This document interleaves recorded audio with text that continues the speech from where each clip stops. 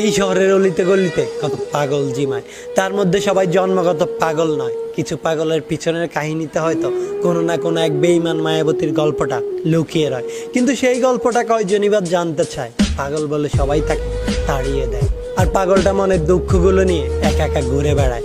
পাগলটাও হয়তো তার গল্পটা সবাইকে বলতে চায়, কিন্তু সেই গল্পটা শোনার মতো সময় হয়তো কারো নেই। সেও হয়তো চিৎকার করে বলতে চায় তার স্বপ্ন ভাঙার কথা।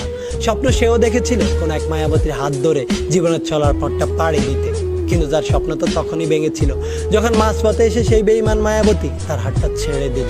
তার স্বপ্ন তো তখনই শেষ হয়েছিল যখন একসাথে সারা জীবন থাকার ওয়াদা করার পরেও নিজের স্বার্থের জন্য মিথ্যে অপবাদ দিয়ে তার ভালোবাসার মানুষটা তাকে ছেড়ে চলে গিয়েছিল। পাগলটা সব সময়ই পাগল ছিল, তখন হয়তো ভালোবাসার জন্য পাগল ছিল, আর এখন ভালোবাসা হারিয়ে পাগল। ভালোবাসা সত্যি এক আজব জিনিস।